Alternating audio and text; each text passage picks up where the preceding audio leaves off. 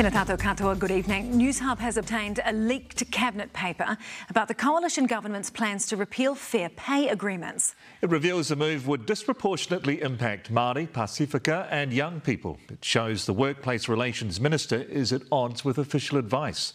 Political reporter Amelia Wade has the exclusive details. The day fair pay agreements were passed was a big day for workers. Union power! Union power! And scrapping the deals dubbed the FPAs was a big campaign promise for National, and they'll now be gone by Christmas as part of the Coalition's 100-day plan. It's something that we opposed in opposition, as did the other parties in the coalition as well, and it's something that we want to push on and actually get repealed. But there's been a major leak about those plans. Newshub has obtained a cabinet paper and advice from Treasury. Does that worry you?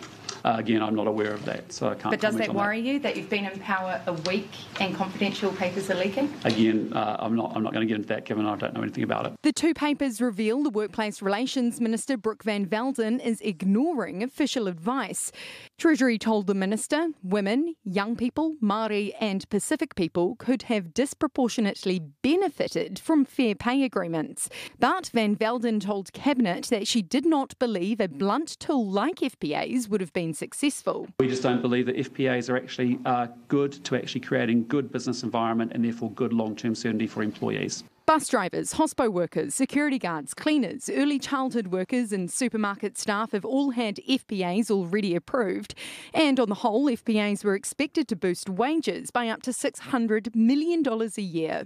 Hundreds of thousands of workers, and the officials' advice is that we're talking about hundreds of millions of dollars overall would be lost from them. The leaked Treasury advice said some employers stood to benefit from repealing FPAs as they now face lower wage costs. Van Velden also told her cabinet colleagues there had been consultation with the Council of Trade Unions and Business NZ, while Treasury said there had been no consultation. In fact, Newshub's confirmed Business NZ was consulted, but the unions weren't. It reveals a lot about the character and priorities of this government. In a cost of living crisis that they said they were going to resolve, they've deliberately gone after the wages and conditions of poor and vulnerable workers. We don't think that it actually adds value, adding costs to businesses that ultimately lead to higher prices and more inflation. Inflation might be a major concern for Luxon, but he's now got a new one, leaks.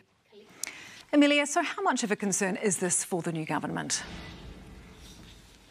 Well, it's not surprising that the new Workplace Relations Minister, Brooke Van Velden, who is also ex-deputy, is ideologically allergic to fair pay agreements and disagrees with the advice. In fact, all of the coalition partners campaigned on scrapping FPAs and scrapping them fast.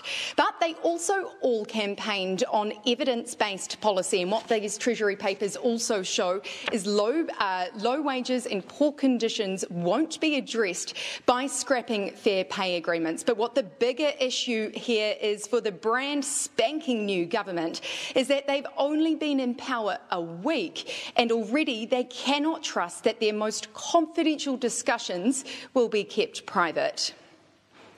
Amelia Wade there live from Parliament. Tēnā koe.